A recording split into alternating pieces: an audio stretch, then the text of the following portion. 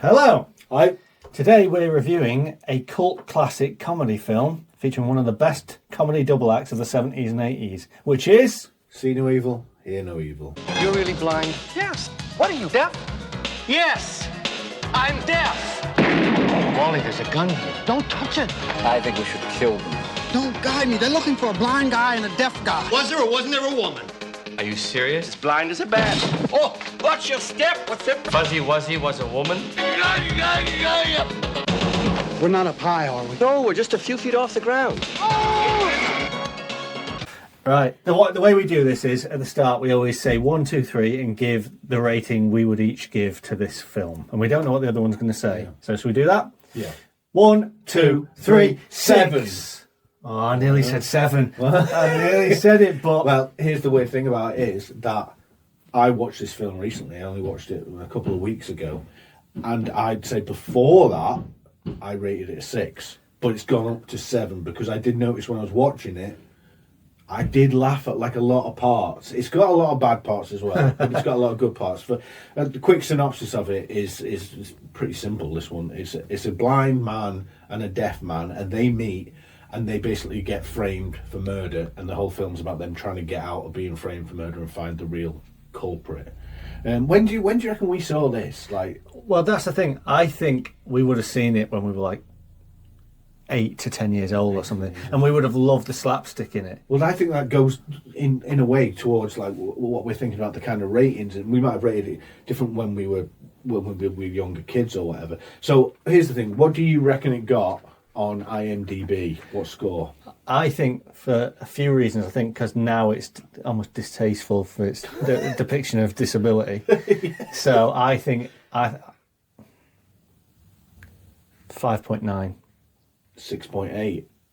Whoa! That is higher than I thought it would get. By IMDb standards, usually when you start getting near 7, yeah, you're thinking it's quite well rated. Rotten Tomatoes, what do you think the critics' percentage was? 25%. Close, 29%. Yeah. And the audience rating? 68%.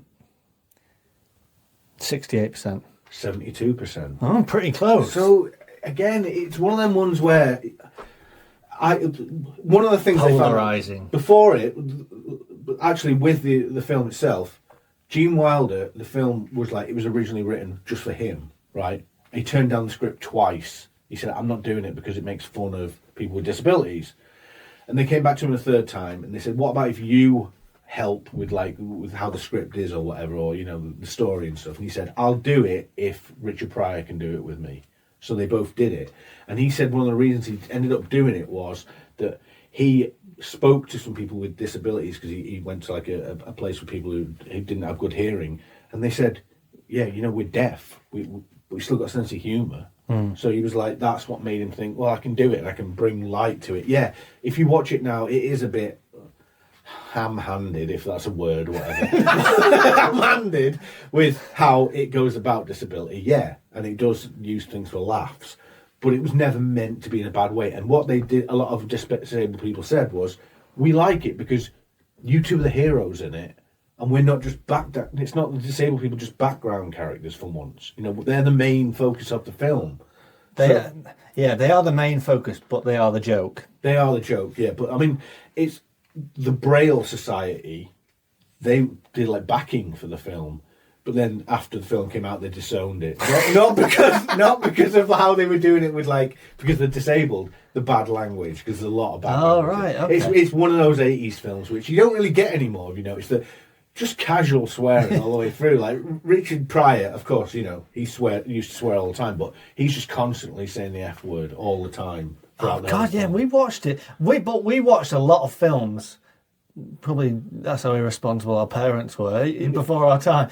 You know, like Pulp Fiction. I'm sure we saw that when we were like 10 years old. It came out in 1994. I'm sure we watched it with Dad. Yeah, and it was what was it in those days. The Z scene. Well, yeah, exactly, the Z scene. But it was like there was a lot of casual swearing in films. Take for example, Christmas Vacation. Bing Crosby tap dance with Danny Kaye. And when Santa... Yeah.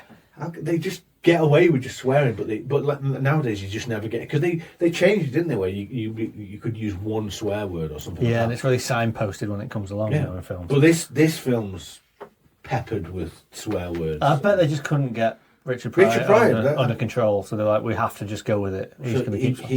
He was. This is around the time when he was first showing signs of that MS, the multiple sclerosis he had. So Gene Wilder was like, he did really well to like make it through it. But people will go, oh well, you know, we always used to say the thing that, how come Gene Wilder speaks normally even though he's deaf? Because when you can't hear yourself, you're not going to be able to, you know, do the words. But he does explain in it. He just said, I wasn't always deaf. I went deaf like a few years ago. That's why. So maybe that's why he can get away with saying that he would have perfect speech. And I think that Richard Pryor, he does a pretty good blind impression. You know, like I know he's just like looking forward or whatever. But if you're pretending to be blind right now and you're just looking forward like that, and you're speaking to me right in front of me, I'm gonna want to look like that. Well, that reminds me in Scent of a Woman. Uh-oh. We got a moron here. Hoorah! Yeah, I've never seen that though.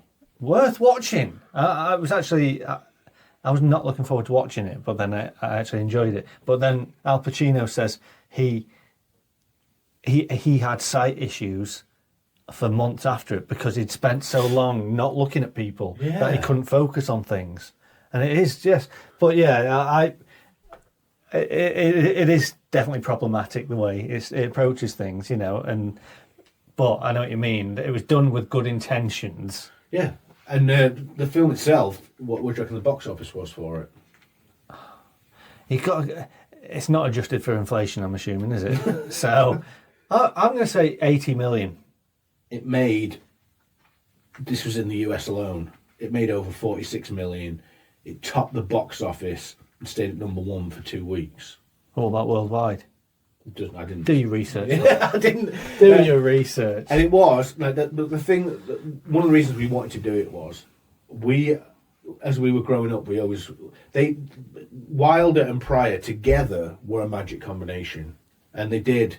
The films they did together, they did Silver Street, which you saw that you didn't like. I saw some of it. I've seen bits of it. That's one of the films you see when you're young, but you can't really remember it. And I haven't watched it since because you just remember it's on a train. It would taint the memory of it. I feel. Yeah, there's a lot of out of date stuff in that one. Isn't yeah.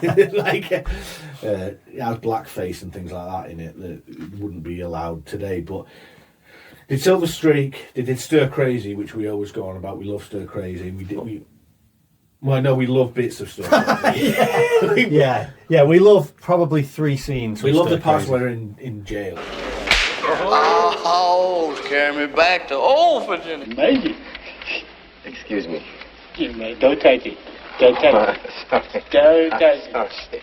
Well, basically. Yeah, but even then, we don't love a lot of them. Where he's on his back doing a piggyback and jumping around. But what about that when that guy says you can kiss the baby? And he's like, what does that mean? I looked it up.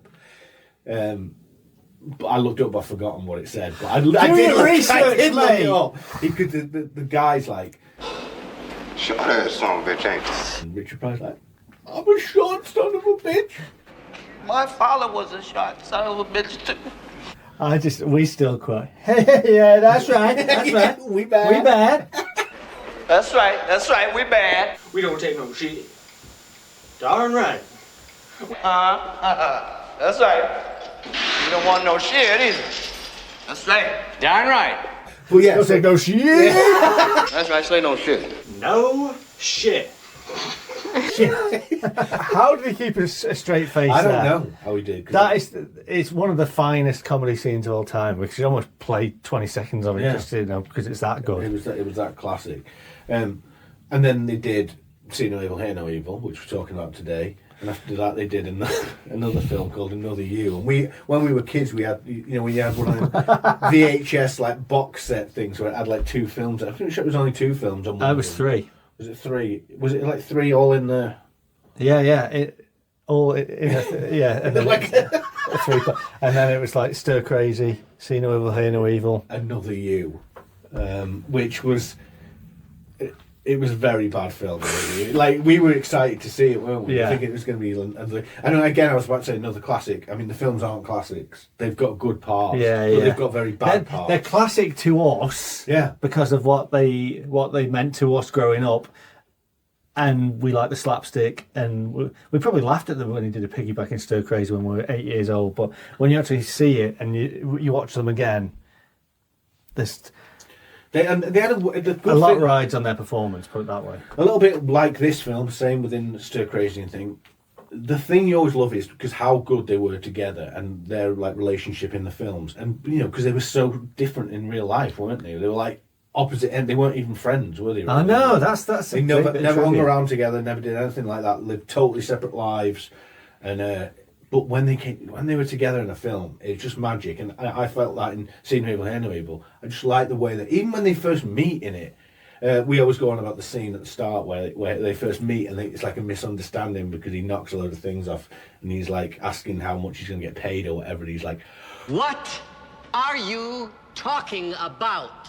And we always like quote it all the time, but them, even with the thing where they're putting the ice creams on each other's heads and things like that, it's great. But there's a lot of slapstick in it, and the Fuzzy Wuzzy was a woman is obviously a classic part. Was there or wasn't there a woman? Are you serious? Fuzzy Wuzzy was a woman?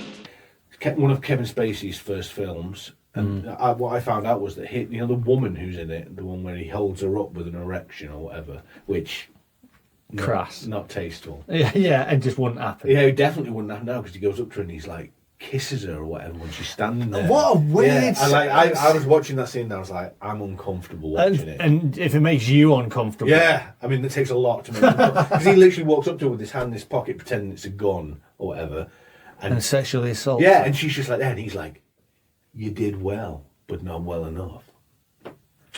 Like that, and then he walks out, and then it turns out he's got an erection. It's like, don't need to have that in it. That part, the part where they go to that thing, where the conference. They go to a conference where Richard Pryor's on stage, and that's another one where it's just bad language for no reason. Where they're like, how do you think that male and women, male and female, get together in an entwined relationship, in a sexual relationship? And he's like, I think they should just try it like that. It's like you can tell that's one of those scenes where they're like, Richard, try some stuff. Yeah, and then they just kept it in, but it just doesn't work. And then he drags him off stage, doesn't he? And then does all that. It's cringe. Yeah, because he's like cringe. Yeah, because he's like, oh, he's blind as a bat. Just knocking him into the door. It's just that's cringe. I like the scenes when they're more working together and they're just having a laugh, because when he says let's go for Harvey Wallbangers or whatever, and he's in that thing with the guy and he's like 11 o'clock and he's like trying to hit him like that, and he's like, the guy goes quiet, so he's like, Come on, fuckface. Last night I was out with your sister. Okay, butthead. hey, why are you so quiet, fuckface? Last night I was out with your sister. Those little lines like that I was just like sitting there, and then I was just like, oh. But anyway, so the way that the film like rolls on is that they end up with getting framed for a murder, and then they have a load of slapstick scenes. It's one of those weird films where, like we said, most of the time we talk about different films, we say maybe if you haven't seen it. I'm thinking a lot of people won't have seen this. Like, the views on this will be very low, mate. Yeah, I reckon no one will have seen this film. We're talking right. I'm calling it 60 views in 6 months. Yeah, no one's watching this. I don't. Yeah, because this one, I'm thinking people will just be like, I don't even know what that is. See no evil, hear no evil. They'll just think of those monkeys like putting their hands over their eyes and their ears. We even were saying, we were like, well, I mean, is that one too obscure? Because people, I don't know if people will even seen it or heard of it, because you don't really hear of those two's films.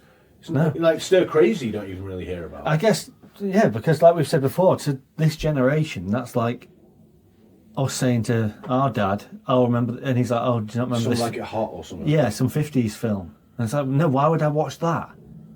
Yeah, it is strange in that way, but I had quite a few laughs in it. I found it funny, and you haven't seen it recently, but we've seen it quite a few times. But I do remember, maybe it was the last time we saw it together, and we were thinking it wasn't that funny. But I saw it since, and I did think it was pretty funny. But maybe that could also be part of me just because they don't have films like that anymore. So I'm just like, I'm kind of like, I'm forcing yourself. I'm kind of I'm going to be more kind to it, because by the end of the film, it runs out of steam. Like, so would you recommend it to people, or would you find that if you tried to recommend it, people would be like, "What's that?" And then it's pretty hard to back it up these days, isn't it? It's about a blind guy and a deaf guy, and they're the butt of the joke. Yeah, the butt of the joke. They make constant jokes about them being blind. You know, he's like, "What are you, fucking blind?" He's like, "Yes, I'm fucking blind." I don't think I could recommend it because people would judge me on they would. recommendation. They would be like, they would judge. Well, yeah. They would judge you on why is he making fun of disabled people, which is not really trying to do that, and also why is he picking crap films. They would think that, wouldn't they? They would think, why is he picking this film? But You gave it 7 out of 10. Yeah, I know, but that's what I like about when we do these reviews is that, like we say, most people won't even know what it is, and if there's one person who goes, I'll give it a go just to see what it's actually like, if it is that kind of weird or bad, or if I do laugh. And if they do see it and they're like, actually, no, it's all right. It's that kind of thing. If this channel blows up in 2 years, 3 years, then they'll come back to these old reviews, and then someone might pick Somebody it up. might, who's never like seen it before, or like we mentioned a lot about, or maybe the younger generation won't get it. Well, then maybe somebody from the younger generation will see it, and then they'll say to us, put in the comments or whatever, I liked it. I'd never seen it before. I was prejudging it, thinking it was going to be, you know, one of these old films that makes fun of people, but it's really not about that. I'd say, is it on streaming? But I don't know about that. I mean, probably not. Maybe you get it in a charity shop, bargain bin. The only way you're going to see it is in clips on this video. Yeah, that's it. Because it's never going to be on TV. No one. We always say at the end of these reviews, drop your comments, what you think about it. No one's watching this video, mate. No one's commenting. So, but if you do pity us and you want to leave a comment, or if you have seen it and you want to back us up and go, yeah, you know what, they're not complete idiots, it was all right, just drop it in the comments. And please, as always, like we say, please like and subscribe and share it with your friends, your family, your neighbours, your enemies, people in prison, anybody. Just but you know, we appreciate it, and we'll see you next time. See ya.